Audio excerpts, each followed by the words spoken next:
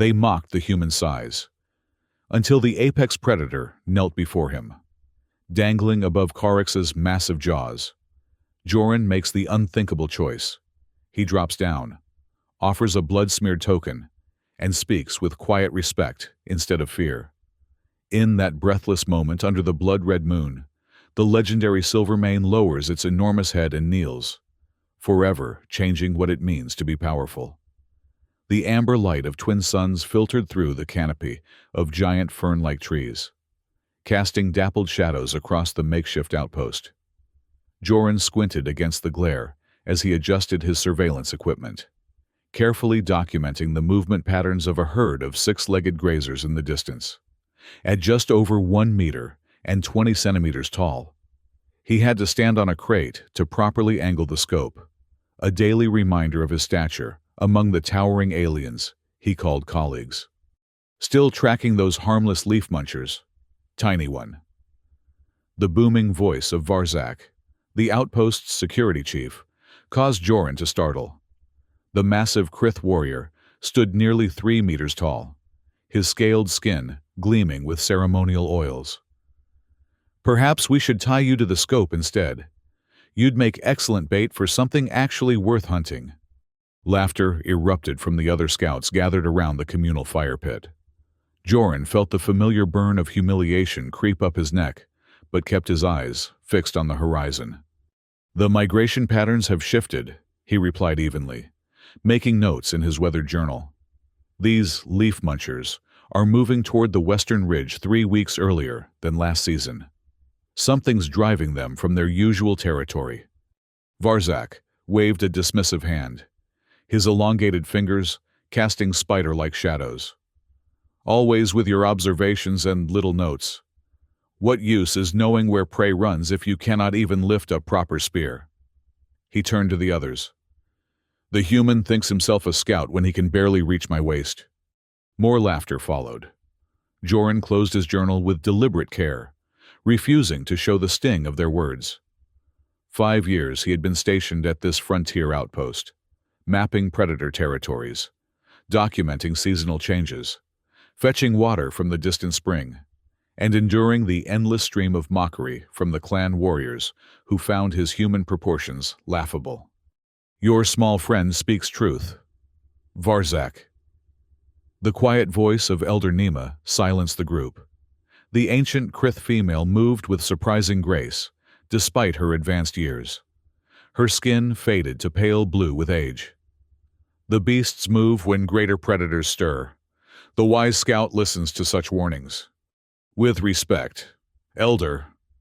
Varzak inclined his massive head slightly. "What predator would drive an entire herd from its feeding grounds?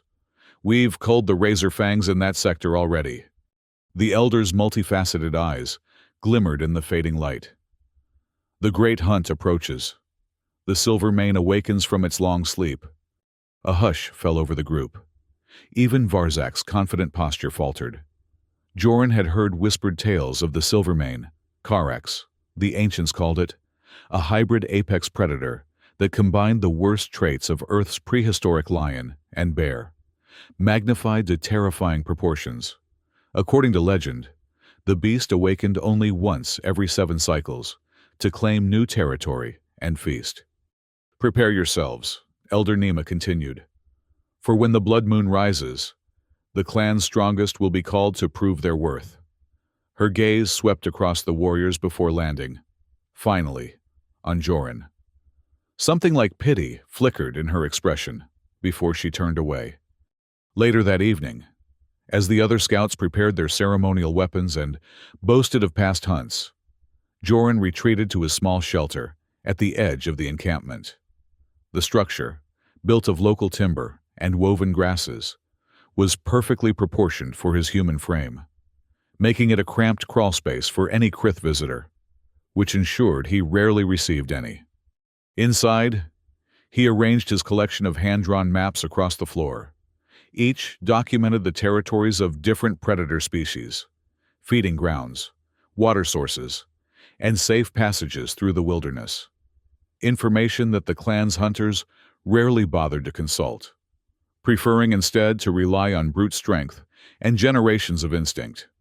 Joran traced a finger along the western ridge where the grazers had been moving.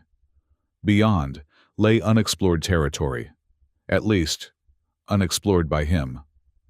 The clan's hunting parties ventured there occasionally, but shared little of what they found. As the settlement's sole human, brought here as a child after his research scientist parents died in an off-world expedition, Joran remained perpetually on the periphery of clan life. His fingers lingered over the blank space on the map. The unknown territory called to him, like a whispered challenge. A rhythmic drumming began outside, signaling the gathering of the clan for evening meal and stories. Joran left his maps and slipped quietly to the edge of the firelight, where he could observe without drawing attention. Elder Nima sat in the place of honor, while Varzak and the other senior warriors occupied the inner circle. Joran found his usual spot at the outermost ring, grateful for the shadows that concealed his expression as the clan chief, Thornton, rose to speak.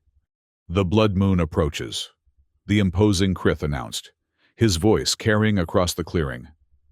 "As our ancestors have done since time immemorial, we shall select our bravest and strongest to face the trial of beasts. Those who succeed will earn their place among the clan's honored warriors." Excited murmurs rippled through the crowd. The Great Hunt was a coming-of-age ritual, the culmination of years of training for young Krith who sought to prove their worth. 3 days hence," Thornton continued, "when the moon bleeds red, I shall name those chosen to face the trial. Each must track and slay a worthy predator alone, bringing back proof of their courage and skill." As the chief spoke, Joran felt his chest tighten with a familiar ache. Though he had lived among the Krith for most of his life, had learned their ways, and contributed to their survival, certain doors remained forever closed to him. The Great Hunt was one such door, reserved for those of suitable strength and stature. The next morning, an air of anticipation hung over the encampment. Warriors polished ceremonial blades and practiced combat formations, while scouts reported increased predator activity throughout the surrounding territories. Joran maintained his usual routine, checking traps, collecting samples of new flora, and updating his maps with fresh observations. He was returning from the eastern spring, water containers balanced carefully on his shoulders, when he overheard Varzak speaking to a group of young warriors. "Never survived the first encounter," the security chief was saying. "The human might be clever with his little traps and maps, but against a true predator, he'd be nothing but a morsel." "Is that why he's never been chosen for the hunt?" asked one of the younger Krith. Varzak laughed. "Can you imagine? He'd need to climb atop the beast just to reach its throat. No, the tiny one serves his purpose, fetching water, minding the camp. Leave the hunting to those born with the strength to kill." Joran lowered his gaze and continued walking, letting the conversation fade behind him. The words stung more than usual today, perhaps because of the approaching ceremony. He delivered the water to the communal storage and retreated to his shelter, where he spent the afternoon meticulously organizing his scouting gear, checking snares, sharpening his modest collection of tools, and packing dried provisions. By nightfall, he had made his decision. While the clan slept, Joran slipped from his shelter with a lightweight pack containing 3 days' worth of supplies, his most reliable tools, and his detailed maps. He left a simple note for Elder Nima, who had always shown him a measure of kindness. "Scouting Western Territories. Will return with knowledge." The twin moons lit his path as he moved silently through the underbrush, his small size allowing him to navigate dense vegetation that would have forced larger beings to detour. Years of careful observation had taught him the secrets of moving undetected, which areas to avoid, how to mask his scent, when to freeze and when to flee. By dawn, he had covered impressive ground, pushing well beyond the familiar boundaries of his previous explorations. The terrain grew increasingly rugged as he approached the western ridge, massive stone formations jutting from the earth like the vertebrae of some colossal buried creature. Joran paused to rest and consult his maps, marking his progress and noting the signs of recent grazer passage, trampled vegetation, distinctive hoof prints in the soft earth, discarded tufts of their fibrous fur caught on thorny plants. He was plotting his next move when a distant howl froze him in place. The sound was unlike anything he'd documented before, deeper than a razorfang's call, more resonant than the throat singers that sometimes stalked the northern plains. Joran's pulse quickened as he carefully stowed his maps and climbed the nearest rock formation to gain a better vantage point. From his elevated position, he could see that the landscape beyond the ridge dipped into a vast basin, dotted with isolated copses of trees and scattered watering holes. In the far distance, a dark shape moved with deliberate grace, too large to be a razorfang, too solitary to be one of the pack predators that roamed the eastern plains. Joran watched, transfixed, as the creature disappeared into a dense stand of vegetation. Could it be the legendary Silvermane? The beast that even the mighty Krith warriors spoke of with hushed reverence? A reckless idea began to form in his mind. If he could not participate in the great hunt as a warrior, perhaps he could contribute as a scout, mapping the territory of the most feared predator, providing information that might save lives during the coming trials. Or perhaps he could do more than merely observe. The thought was both exhilarating and terrifying. To track the apex predator, not to kill it, for Joran harbored no illusions about his physical capabilities against such a creature, but to study it, to understand it in ways the clan's brute force approach never could. With renewed purpose, Joran descended from his perch and continued westward, moving with increased caution. The terrain grew more challenging as he advanced, the soil giving way to rocky ground that required careful navigation. By midday, he had reached the edge of the basin and found a sheltered spot from which to observe the landscape below. Hours passed as Joran documented animal movements, noting the absence of smaller predators in certain areas, a telltale sign of a dominant hunter's territory. The grazers kept to tight formations, their normally placid browsing interrupted by frequent nervous scans of their surroundings. Everything in this ecosystem moved with heightened awareness, as if the very air vibrated with danger. As afternoon waned, Joran decided to descend into the basin and establish a hidden observation post near one of the watering holes. He selected a gnarled tree with low-hanging branches that offered concealment while providing multiple escape routes. Using lightweight climbing gear from his pack, he secured himself among the foliage and settled in to wait. The first attack came without warning.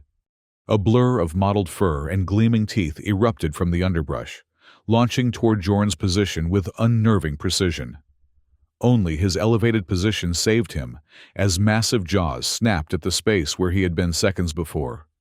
The predator, a vulture-wolf hybrid with razor-sharp talons and a hooked beak, screeched in frustration, circling the tree with predatory patience. Joran's heart hammered against his ribs as he assessed his situation. The creature below was unlike the vulture wolves he had documented in the eastern territories, larger, more aggressive, with distinctive scarring across its facial feathers. A territorial sentinel, perhaps, or a juvenile testing its hunting skills. Either way, it now blocked his path back to higher ground.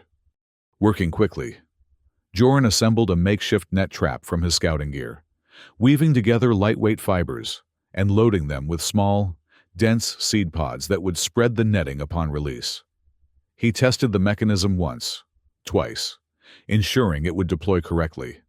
Then, calculating the creature's likely jump trajectory, he positioned the trap and prepared a distraction. Taking a small mirror from his pack, Joran angled it to catch the fading sunlight, creating a dancing reflection on the ground near the tree's base. The vulture wolf's head snapped toward the movement, its pupils contracting to predatory slits. When it lunged for the light, Joran triggered his trap. The net descended with a soft whoosh, the weighted corners spreading wide to entangle the startled predator. It thrashed and screeched, momentarily immobilized by the unexpected restraint. Joran didn't wait to see how long his trap would hold. He swung to an adjacent tree and quickly made his way to safer ground, the creature's furious cries fading behind him. That night, Joran made camp in a small, cave-like formation of rocks, his back protected by solid stone. He kept his fire small and smokeless, just enough to prepare a simple meal and review his notes from the day. The encounter with the vulture wolf had been informative, not only confirming the presence of evolved predator species in this region, but demonstrating their unusual aggression and territorial behavior. More significantly, the incident had shown Joran that his scouting skills and improvised tools could indeed save his life against predators many times his size. The realization was emboldening as he made notes by firelight. A distant roar echoed across the basin, so powerful that Joran felt it resonate in his chest cavity. He extinguished his fire immediately and moved deeper into the rock formation, every nerve alert. The sound came again, closer this time, a bass rumble that seemed to vibrate the very air. In the pale moonlight filtering through the narrow opening of his shelter, Joran examined the ground outside. Massive paw prints marred the earth, each larger than his entire head, with distinctive claw marks that cut deep furrows into the soil. Fresh prints, still settling as he watched. Whatever made them had passed by recently, very recently. Sleep eluded him that night as Joran listened to the wilderness beyond his shelter. Occasionally, the distant roar would sound again, each time from a different direction, as if the creature were patrolling its vast territory. By dawn, Joran had formulated a new plan, one that even he recognized as bordering on madness.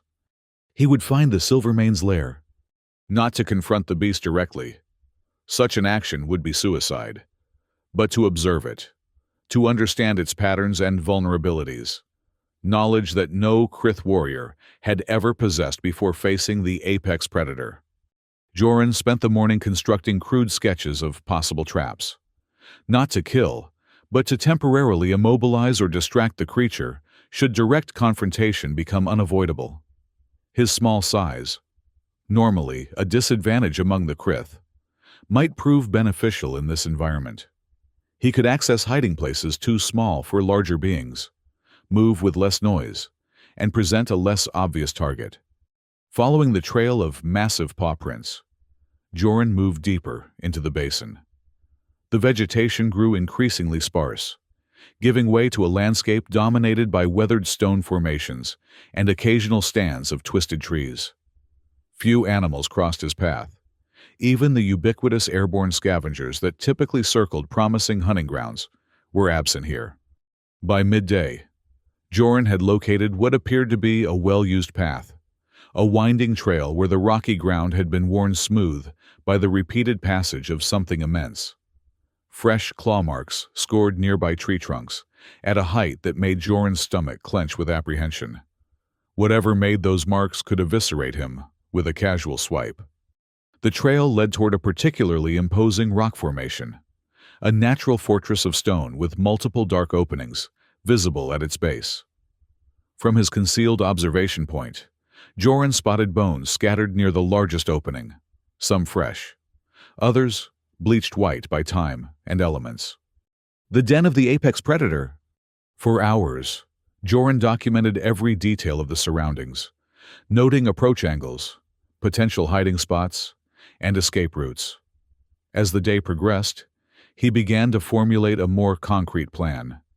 There was a clearing approximately 200 meters from the den entrance, near a small watering hole. The area offered both visibility and multiple retreat options. That would be where he made his stand. Not to fight the creature.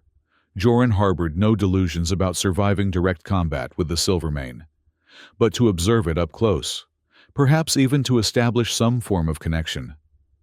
The elders spoke of ancient humans, who had forged bonds with wild predators through patience and understanding rather than force. Could such an approach work here, on this distant world, with this legendary beast? The alternative was to return to the clan empty-handed, to face the continued mockery, to watch from the sidelines as the chosen warriors embarked on their great trial. Unacceptable.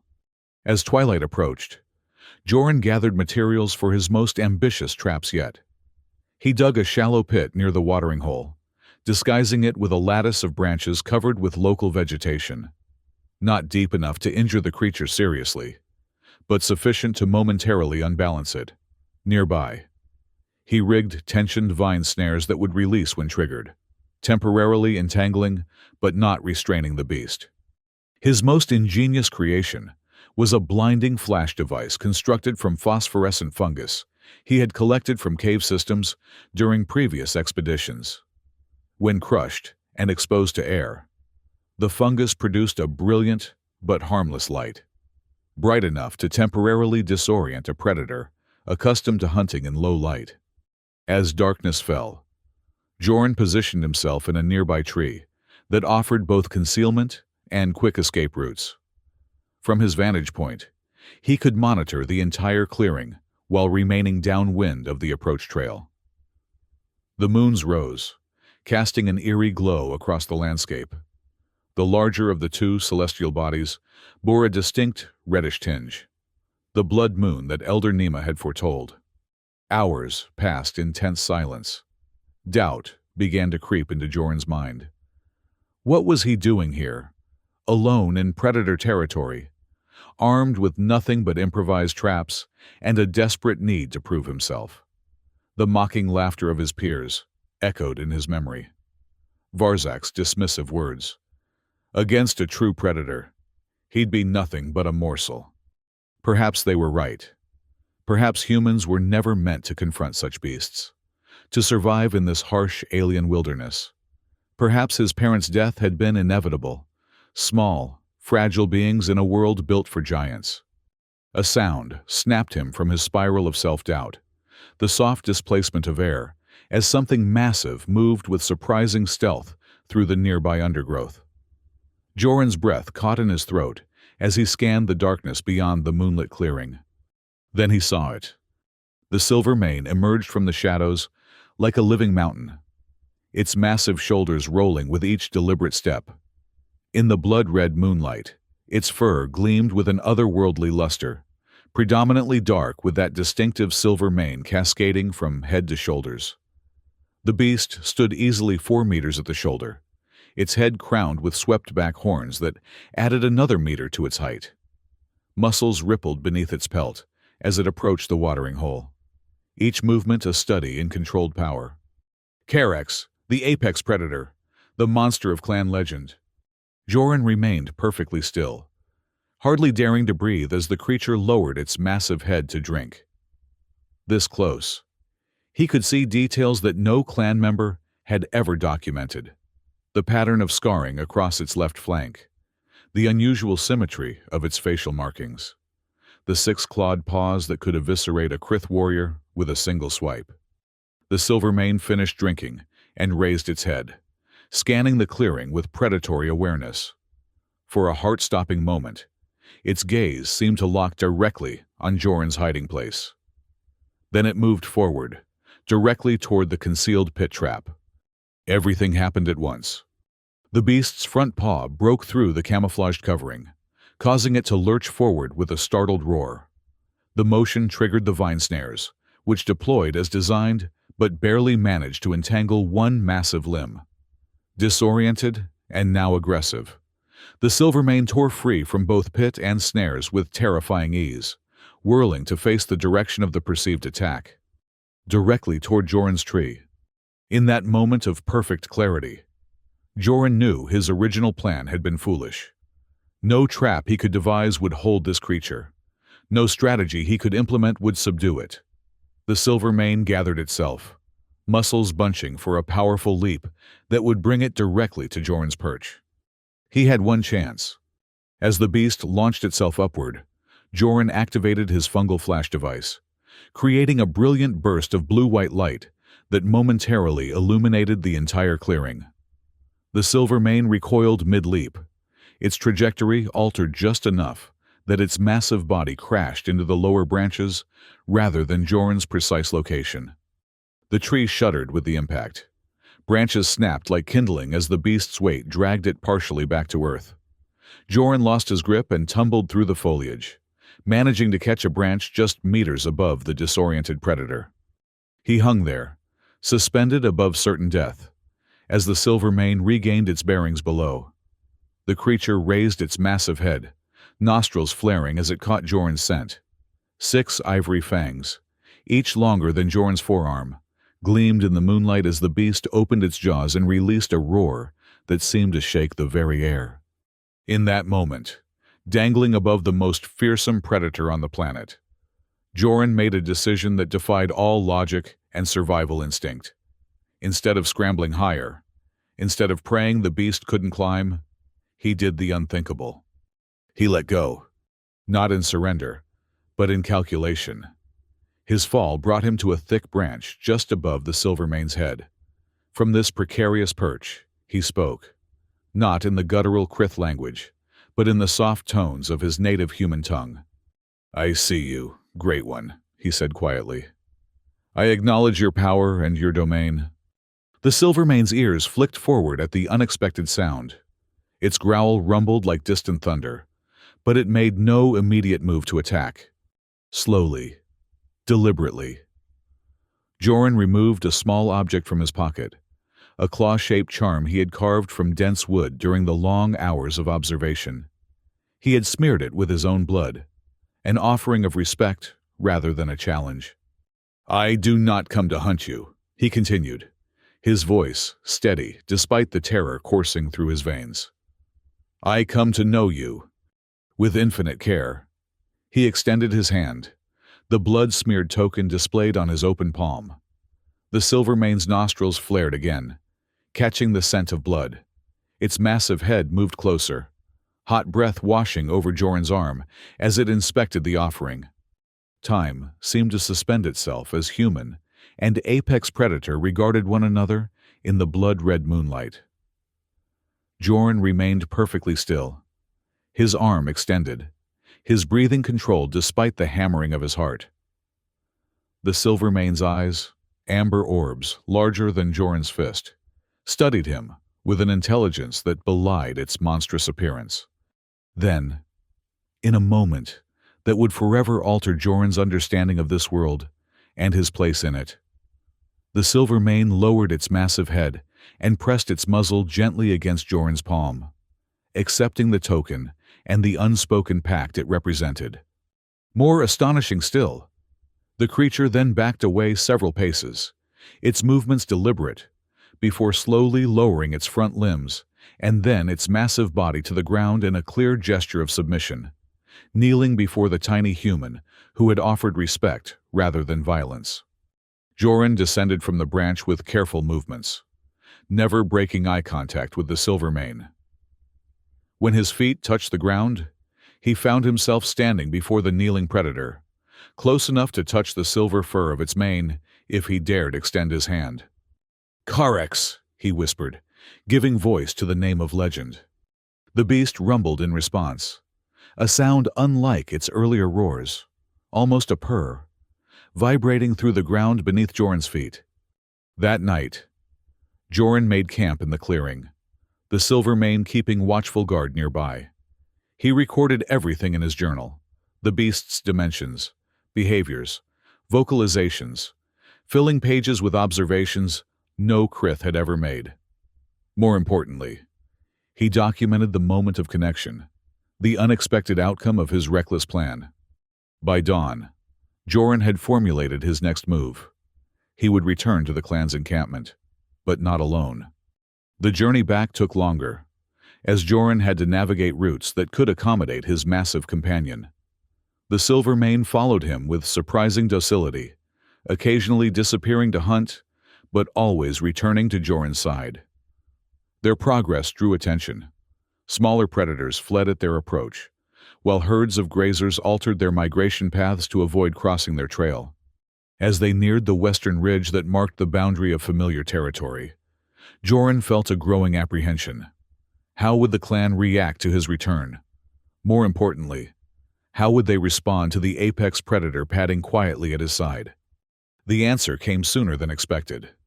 A hunting party from the clan had ventured into the Western Territories, likely scouting in preparation for the upcoming trials. Joran spotted them first, a group of 5 warriors led by none other than Varzak, moving with weapons ready through a narrow pass below. They saw the Silvermane moments later. Shouts of alarm echoed across the rocky terrain as the warriors formed a defensive circle, spears and blades leveled at the approaching predator. Varzak bellowed a challenge, his ceremonial hunt blade glinting in the sunlight. Before violence could erupt, Joran stepped forward, placing himself between the Silvermane and the stunned Krith warriors. "Hold!" he called out in their language.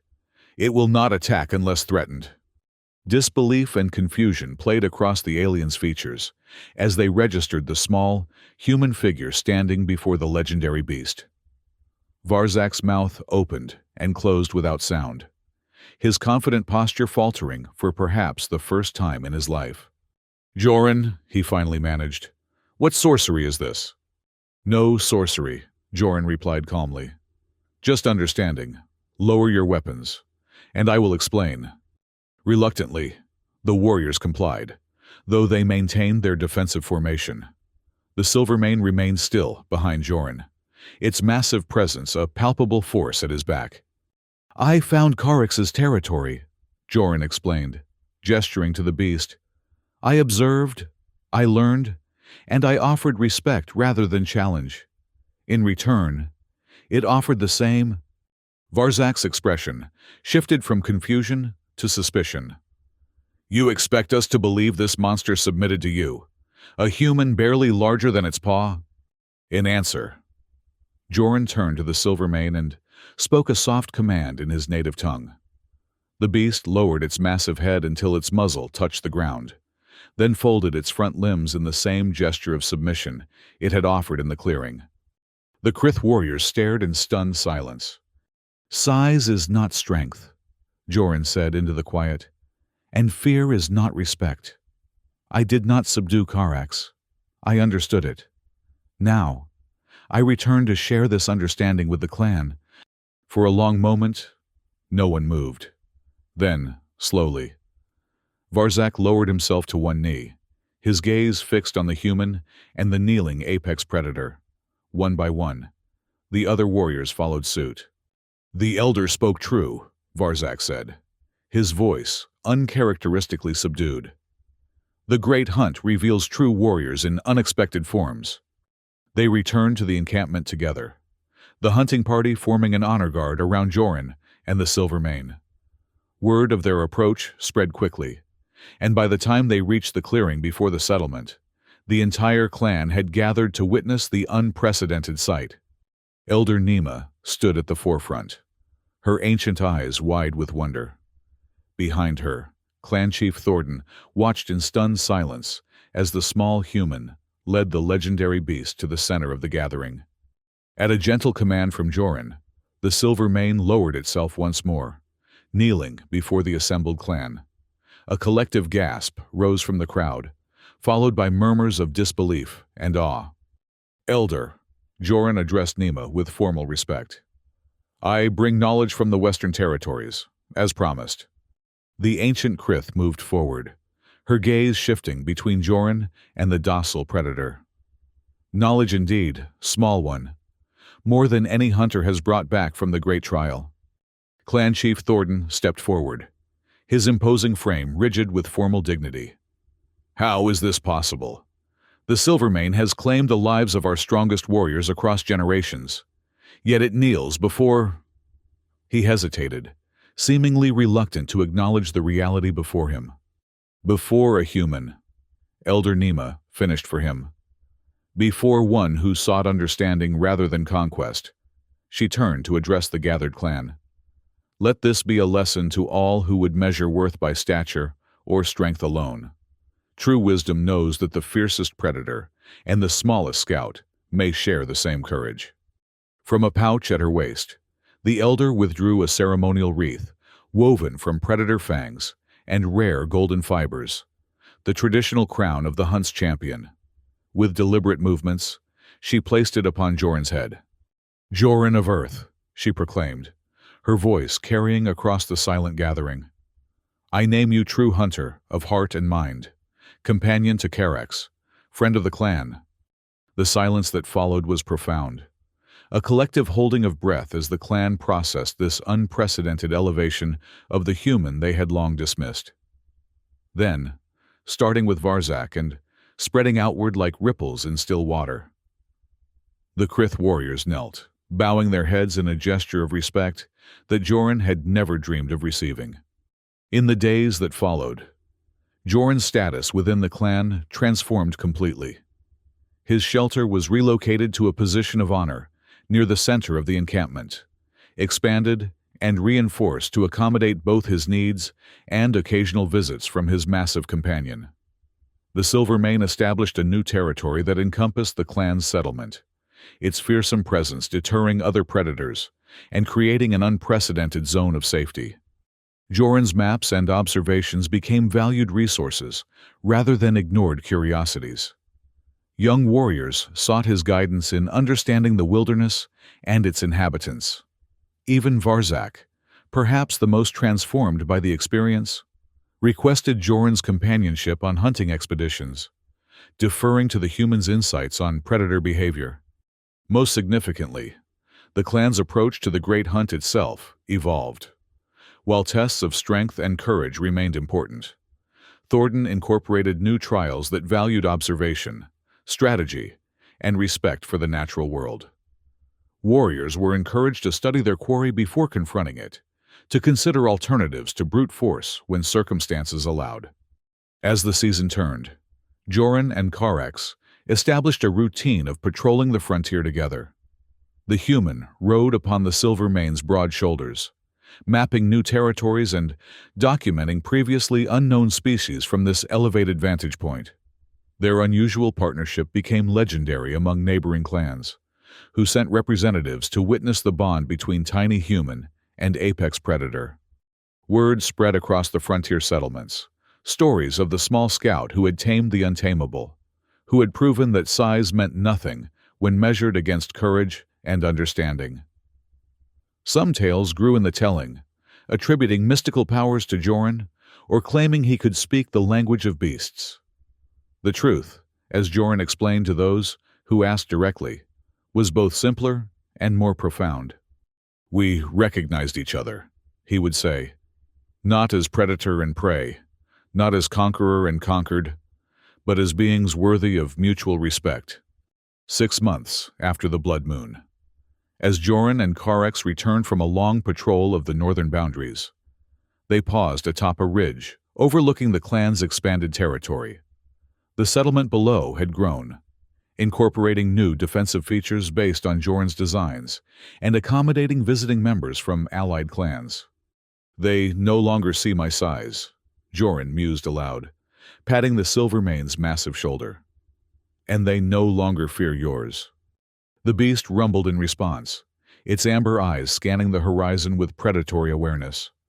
A distant sound caught their attention, a roar unlike any documented in Joran's extensive journals. Carex's ears pricked forward, a low growl building in its massive chest. Something new had entered their territory, something that even the apex predator regarded with caution. Joran smiled, feeling the familiar surge of curiosity rather than fear. He retrieved his journal and made a note of the sound's direction and distinctive qualities.